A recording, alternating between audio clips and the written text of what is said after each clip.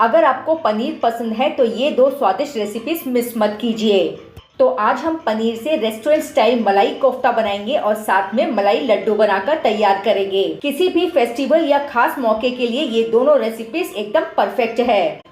Hello friends, welcome back to my channel. तो चलिए आज की ये मज़ेदार रेसिपी शुरू करते हैं। तो सबसे पहले हम रेस्टोरेंट स्टाइल मलाई कोफ्ता बनाकर तैयार करेंगे। यहाँ पर मैंने कढ़ाई में 2 चम्मच तेल लिया है और जैसे ही तेल हल्का सा गर्म हो जाए इसमें आधा चम्मच जीरा ऐड करें। अब ये मैंने कुछ खड़े मसाले लिए हैं। 1 तेजपत्ता लेंगे, 3 हरी इलायची लेंगे, इसी के साथ में 2 लौंग लेंगे, 1 इंच दालचीनी का टुकड़ा लेंगे, इसी के साथ में 8 से 10 साबुत काली मिर्च के दाने लेंगे। थोड़ा सा मसालों को तेल में चटकने देना है कि मसाले के सारे फ्लेवर्स तेल में आ जाएं।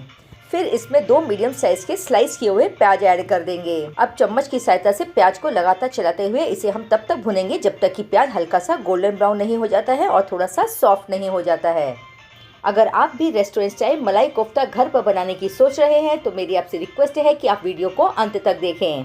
ये देखिए प्याज यहाँ पर हल्का सा भुन गया है। अब हम इसमें 3 मीडियम साइज के टमाटर डालेंगे जिसे मैंने रफली चॉप कर लिया है। साथ में 8 से 10 लहसुन की कलियां डालें और 1 इंच अदरक का टुकड़ा ऐड कर दें। अब इसमें 2 हरी मिर्च ऐड करेंगे, इसी के साथ में थोड़े से धनिया के डंठल ऐड कर देंगे। अब इसमें नमक जाएगा स्वाद के अनुसार और इसी के साथ में 1 चम्मच कश्मीरी लाल मिर्च का पाउडर ऐड कर देंगे। इससे ग्रेवी में बहुत अच्छा रंग आता है। अब 1/4 चम्मच हल्दी पाउडर ऐड करें और साथ में 1 चम्मच धनिया पाउडर ऐड कर दें। अब मीडियम फ्लेम पर हम सभी चीज़ों को आपस में अच्छी तरह से मिक्स कर लेंगे और 1 से 2 मिनट तक इसे पका लेंगे।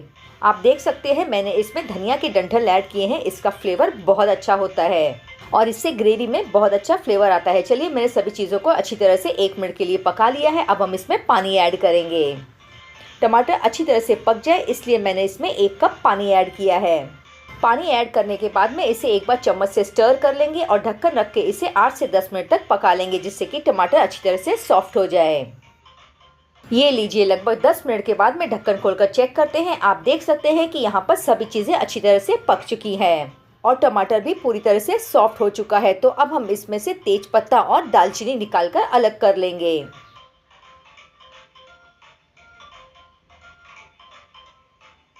चलिए अब इस मसाले को हम पीसने से पहले पूरी तरह से ठंडा कर लेंगे। मसाला यहाँ पर पूरी तरह से ठंडा हो चुका है। तो अब हम इसे एक मिक्सर ग्राइंडर जार में ट्रांसफ़र करेंगे और इसका फाइन पेस्ट बनाकर तैयार कर लेंगे। ध्यान रखें कि हमें इसे पीसते समय पानी का इस्तेमाल बिल्कुल नहीं करना है। दर्शकों, वीडियो में आगे बढ़ने से पहले अगर आप मेरे चैनल पे नए हैं और आपको मेरी रेसिपीज़ पसंद आती है तो इसे लाइक करें, फ्रेंड्स और फैमिली के साथ में शेयर करें और चैनल को सब्सक्राइब करें और ऐसी ही मज़ेदार और लेटेस्ट रेसिपीज़ को देखने के लिए बेल बटन आइकॉन प्रेस करें। ये देखिए मैंने इस तरह से फाइन पेस्ट बनाकर तैयार कर लिया है। अब इस ग्रेवी को हम छन्नी से अच्छी तरह से छान लेंगे।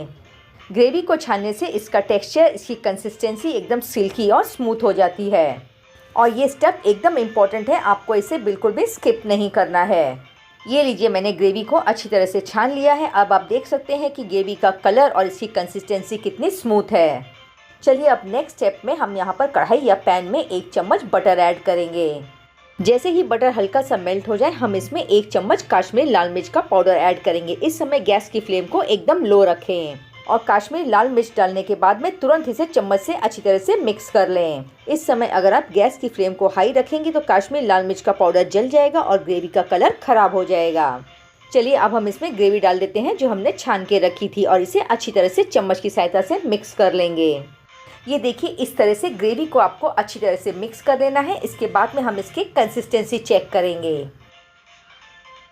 ये देखिए ग्रेवी थोड़ी गाढ़ी है और हमें इसे और ज़्यादा पकाना है तो इसमें मैं 1 कप गर्म पानी ऐड कर दूंगी। तो पानी ऐड करने के बाद में हमने ग्रेवी की कंसिस्टेंसी को एडजस्ट कर लिया है। तो कुछ इस तरह की ग्रेवी दिखनी चाहिए।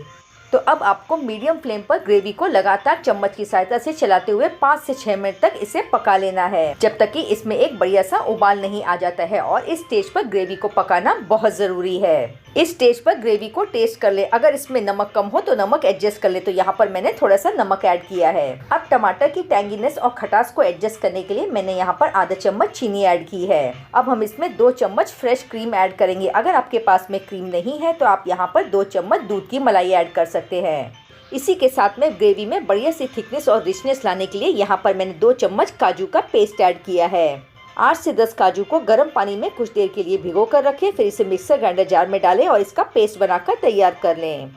अब इसमें 1/4 चम्मच गरम मसाला ऐड करेंगे। इसी के साथ में आधा चम्मच भुनी हुई कसूरी मेथी का पाउडर ऐड करेंगे। अब सभी चीज़ों को हमें चम्मच की सहायता से अच्छी तरह से मिला लेना है। आप देख सकते हैं हमारी ग्रेवी की कंसिस्टेंसी, कलर और इसका लुक बहुत अच्छा आया है। अब लग रही है ना बिल्कुल रेस्टोरेंट स्टाइल जैसी मलाई कोफ्ता की ग्रेवी। तो हमारी ग्रेवी यहाँ पर एकदम परफेक्ट बनकर तैयार है। तो चलिए इसे हम साइड में रखते हैं और अब कोफ्ता बनाने की तैयारी कर लेते हैं। सॉफ्ट और डिलीशियस कोफ्ता बनाने के लिए यहाँ पर मैंने 1 कप कद्दूकस किया हुआ पनीर लिया है। पनीर को हमेशा कद्दूकस करके इस्तेमाल करें, इससे पनीर को मथने में मेहनत कम लगती है। अब अपनी हथेली को यूज़ करते हुए पनीर को स्मूथ टेक्सचर देना है, इससे हमारे कोफ्ते बहुत ही सॉफ्ट बनेंगे। बहुत ज़्यादा नहीं मथना है, बस पनीर में स्मूथ टेक्सचर आना चाहिए और पनीर एक साथ आ जाए, इतना ही हमें इसे मथना है। आप देख सकते हैं पनीर अच्छी तरह से सॉफ्ट हो गया है, बस इतना ही हमें पनीर को स्मूथ करना है। अब यहाँ पर मैंने 1 कप उबला हुआ आलू लिया है, जिसे मैंने ग्रेट कर लिया है। तो अब इस कद्दूकस किए हुए उबले आलू को भी हम हथेलियों से अच्छी तरह से रगड़कर स्मूथ कर लेंगे। अगर आप मलाई कोफ्ता खाने के शौकीन हैं और घर पर इस रेसिपी को बनाकर ट्राई करना चाहते हैं तो मेरी आपसे रिक्वेस्ट है कि आप वीडियो को अंत तक देखें। इससे आपको रेसिपी समझने में भी आसानी होगी और आपका कोई स्टेप भी मिस नहीं होगा। आप देख सकते हैं यहाँ पर मैंने आलू को अच्छी तरह से स्मूथ कर लिया है। अब हमें पनीर और आलू को एक साथ मिला लेना है। इसमें अभी थोड़ा मॉइस्चर है, तो बाइंडिंग के लिए मैंने यहाँ पर 2 चम्मच मैदा लिया है। अब मैदा डालने के बाद में आपको इसे अच्छी तरह से मिक्स करना है और अगर आपको ज़रूरत लगे तो ही इसमें और मैदा ऐड करें। हमें इस मिक्सचर में मैदा इतना ही ऐड करना है कि यह मिक्सचर चिपचिपा नहीं लगे, और अगर आप इसमें ज़्यादा मैदा ऐड करेंगे तो कोफ्ते भारी हो जाएंगे और इनका स्वाद भी अच्छा नहीं लगेगा। मैंने इसमें सिर्फ 2 चम्मच मैदा ऐड की है, आप 2 से 3 चम्मच से ज़्यादा मैदा इसमें ऐड न करें। तो देखिए इसमें मॉइस्चर ज़्यादा नहीं लग रहा है, तो ऐसा ही एक साथ मिक्सचर बनकर तैयार होना चाहिए। चलिए अब इस मिक्सचर में हम 1 चम्मच बारीक कटा हुआ अदरक डालेंगे। इसी के साथ में 1 बारीक कटी हुई हरी मिर्च डाल देंगे और ये मैंने लिया है 1 चम्मच बारीक कटा हुआ काजू। इसी के साथ में 1 चम्मच बारीक कटी हुई किशमिश ऐड कर दें। काजू और किशमिश डालने से कोफ्ते का फ्लेवर और स्वाद बहुत बढ़ जाता है। चलिए अब हम इसमें 1/4 चम्मच काली मिर्च का पाउडर ऐड करेंगे। अब इसमें 1/4 चम्मच हरी इलायची का पाउडर ऐड करेंगे, साथ में नमक जाएगा स्वाद के अनुसार। ये सारी चीज़ें ऐड करने के बाद में बस हल्के हाथ से आपको सभी चीज़ों को मिक्स कर लेना है। और हाँ, अदरक और हरी मिर्च का फ्लेवर इस कोफ्ते में बहुत अच्छा लगता है, तो आप इसे बिल्कुल भी स्किप ना करें। ये लीजिए मैंने इसे अच्छी तरह से मिक्स कर लिया है और एक सॉफ्ट डो बनाकर तैयार कर लिया है।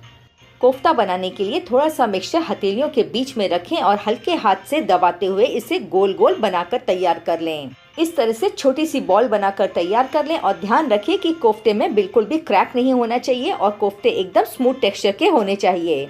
अब एक ज़रूरी बात, अगर कोफ्ते में क्रैक होगा तो डीप फ्राई करते समय कोफ्ता तेल में बिखर जाएगा, इस बात का आपको पूरा ध्यान रखना है। तो आप देख सकते हैं ये कोफ्ता कितना स्मूथ है और इसमें क्रैक्स नहीं है।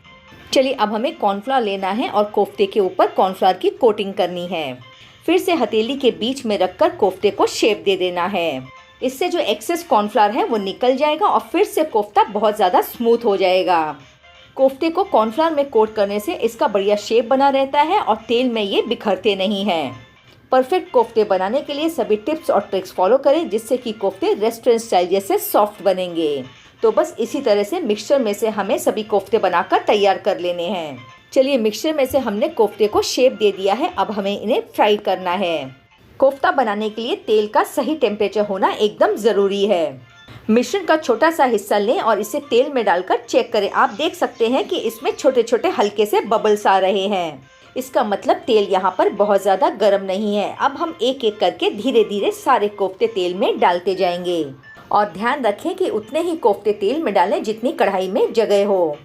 तेल का टेम्परेचर न ही ज़्यादा गर्म होना चाहिए और न ही ज़्यादा ठंडा होना चाहिए। अगर आप गर्म तेल में कोफ्ते डालेंगे तो कोफ्ते ऊपर से तो गोल्डन ब्राउन हो जाएंगे, लेकिन अंदर से कच्चे ही रहेंगे। तेल में कोफ्ते डालने के बाद में हमें इन्हें टच नहीं करना है। जब कोफ्ते हल्के से ऊपर तेल में आने लगे तो चम्मच की सहायता से अलट पलट करते हुए कोफ्ते को गोल्डन ब्राउन होने तक सेक लें। आप देख सकते हैं कोफ्ते यहाँ पर अच्छी तरह से फूल गए हैं। आप देख सकते हो कोफ्ते का कलर गोल्डन ब्राउन हो चुका है और कोफ्ते एकदम स्मूथ बने हैं और एक भी कोफ्ता तेल में बिखरा नहीं है या क्रैक नहीं हुआ है। चलिए हमारे कोफ्ते अच्छी तरह से डीप फ्राई हो चुके हैं। अब हम इन्हें तेल से बाहर निकालते हैं और एक प्लेट में रख लेते हैं। सच पूछिए तो ये कोफ्ते इतने स्वादिष्ट बनते हैं कि आप इसे ऐसे ही स्नैक के तौर पर खा सकते हैं। और कोफ्ते ऊपर से जितने क्रिस्प हैं उतने ही अंदर से सॉफ्ट और स्पॉन्जी बने हैं। चलिए मैं आपको एक कोफ्ता तोड़कर दिखाती हूँ। आप देख सकते हैं कि कोफ्ता अंदर से कितना सॉफ्ट बना है। हमने इसमें न बेकिंग पाउडर डाला है और न ही बेकिंग सोडा का इस्तेमाल किया है। अब रेस्टोरेंट स्टाइल मलाई कोफ्ता को सर्व करने के लिए मैं आपको एक इम्पॉर्टेंट टिप देती हूँ। ध्यान रखें, हमें कोफ्ते को ग्रेवी के अंदर कभी भी डालकर नहीं रखना चाहिए। इससे कोफ्ते एकदम नरम पड़ जाते हैं और ग्रेवी में घुल जाते हैं। तो पहले ग्रेवी को अच्छी तरह से गर्म करके इसे प्लेट में डालें। अब गर्म ग्रेवी के ऊपर गर्म कोफ्ता इस तरह से एक एक करके अरेंज करके रखें। अब इस मलाई कोफ्ता को रेस्टोरेंट स्टाइल जैसा लुक देने के लिए हम थोड़ी थोड़ी ग्रेवी हर कोफ्ते के ऊपर डालेंगे। और ये देखिए कितनी टेम्पटिंग और स्वादिष्ट हमारी ये रेसिपी लग रही है। अब इस मलाई कोफ्ते को और भी ज़्यादा टेम्पटिंग बनाने के लिए आप इसे फ्रेश क्रीम से गार्निश करें। आपने देखा ना, घर पर आसानी से रेस्टोरेंट स्टाइल मलाई कोफ्ता बनाना कितना आसान है। आप भी मेरे इस रेसिपी को स्टेप बाय स्टेप फॉलो करें और एक बार इस तरह से घर पर मलाई कोफ्ता बनाकर ट्राई करें और मुझे कमेंट करके बताएं आपको मेरी यह रेसिपी कैसी लगी। चलिए नेक्स्ट हम बनाएंगे ये मलाई लड्डू जो आपको बहुत पसंद आएंगे। मिठाई बनाने के लिए मैंने यहाँ पर नॉन स्टिक कढ़ाई ली है और इसमें थोड़ा पानी डाल दिया है। पानी इसलिए डालते हैं ताकि दूध तले में चिपके नहीं। अब कढ़ाई में मैंने ये 2 लीटर फुल क्रीम दूध डाल दिया है। अब दूध को हम चम्मच से लगातार चलाते रहेंगे ताकि ये तले में चिपके नहीं और इसमें एक बढ़िया सा उबाल आने का इंतज़ार करेंगे। अगर आपके पास में फुल क्रीम दूध नहीं है तो कोई दिक्कत नहीं है, आप नॉर्मल दूध से भी इस मिठाई को बना सकते हैं। अब दूध में बढ़िया सा उबाल आ गया है। गैस की फ्लेम को बंद कर देंगे और दूध को सिर्फ 2 मिनट तक ठंडा होने देंगे। दूध को हमें फाड़कर इसका छेना बनाना है। तो यहाँ पर मैंने एक नींबू लिया है, इसे हम निचोड़ लेंगे और इसका रस निकाल लेंगे। और अब नींबू के रस में थोड़ा सा पानी ऐड कर दीजिए। और यहाँ दूध हल्का सा ठंडा हो गया है तो अब हम इसमें थोड़ा थोड़ा करके नींबू का ये रस डालते जाएंगे। दूध को फाड़ने के लिए मैंने नींबू का रस यूज़ किया है। आप इसकी जगह पे विनेगर, साइट्रिक एसिड या दही का इस्तेमाल कर सकते हैं। जब भी आप छेना या पनीर बनाएं तो दूध उबलने के बाद में गैस की फ्लेम को बंद कर दें और 2 मिनट तक दूध को ठंडा होने दें। बाद में इसमें नींबू का रस डालें।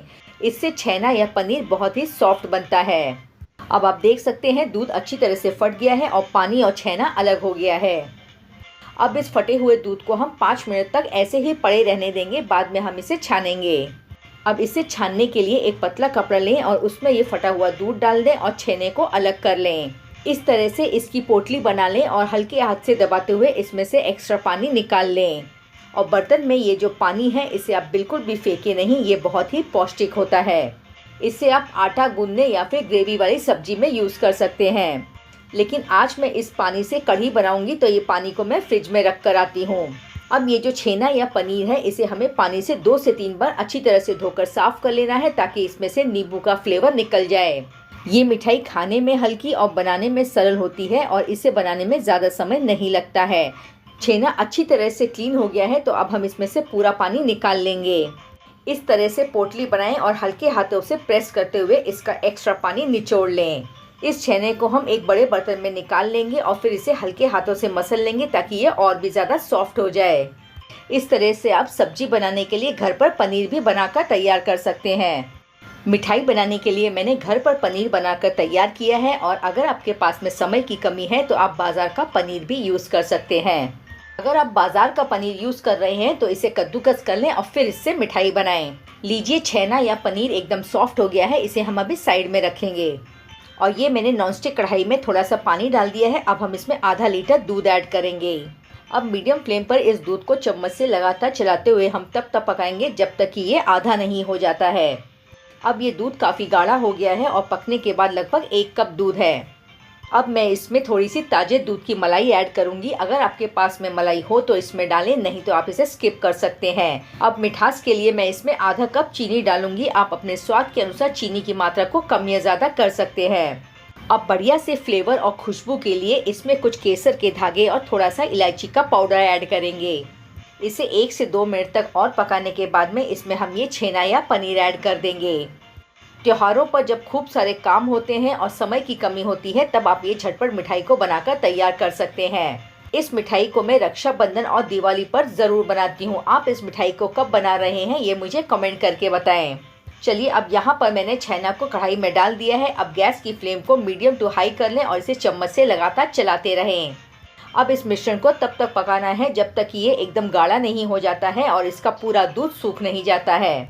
तो मिश्रण की कंसिस्टेंसी कुछ इस तरह की होनी चाहिए। चलिए अब हम गैस की फ्लेम को बंद कर देंगे और इस मिश्रण को एक बड़े बर्तन में निकाल लेंगे और इसे पूरी तरह से ठंडा होने देंगे। अभी ये मिश्रण बहुत गर्म है और जितना ये मिश्रण ठंडा होगा उतने ही अच्छे इसके मलाई लड्डू या मिठाई बनकर तैयार होगी। इसे मैंने आधा घंटे तक छोड़ दिया था। अब ये मिश्रण पूरी तरह से ठंडा हो गया है। तो चलिए अब हम इसके लड्डू बनाना शुरू करते हैं। थोड़ा सा मिश्रण लें और इसे हल्के हाथ से दबाते हुए हथेलियों के बीच में रखें और गोल गोल घुमाते हुए इसके लड्डू बनाकर तैयार कर लें। तो देखिए मैंने मीडियम साइज़ का ये लड्डू बना लिया है। इसी तरह हम मिश्रण में से सभी लड्डू बनाकर तैयार कर लेंगे। अब मिठाई को सजाने के लिए आधा घंटे पहले मैंने कुछ केसर के धागों को गर्म दूध में भिगोकर रख दिया था। चलिए अब हर लड्डू के ऊपर हम ये केसर वाला दूध लगा देंगे और अब आप देख सकते हैं कि मिठाई बिल्कुल बाजार जैसी दिख रही है। वैसे आप इस मिठाई को सिंपल भी रख सकते हैं, लेकिन अगर त्योहार हो या कोई खास मौका हो तो मिठाई को इस तरह से सजा कर बनाएं। अब इसके ऊपर हम थोड़ा सा चांदी का वर्क लगा देंगे। आप अपने पसंद के अनुसार मिठाई सजा सकते हैं। चलिए एक लड्डू को तोड़कर चेक करते हैं। आप देख सकते हैं ये कितनी मुलायम है, सॉफ्ट है, लेकिन उतनी ही मॉइस्ट भी बनी है। मुंह में जाते ही घुल जाने वाली ये मिठाई इतनी स्वादिष्ट होती है कि इन्हें खाने से मना करना मुश्किल है। तो फ्रेंड्स, अगर आपको आज की ये रेसिपी पसंद आई हो तो इसे लाइक करें, शेयर करें, कमेंट करें और चैनल को सब्सक्राइब करना बिल्कुल ना भूलें। फिर मिलेंगे किसी और मज़ेदार रेसिपी के साथ। तब तक खाते रहिए, खुश रहिए और अपनी सेहत का ध्यान रखिए।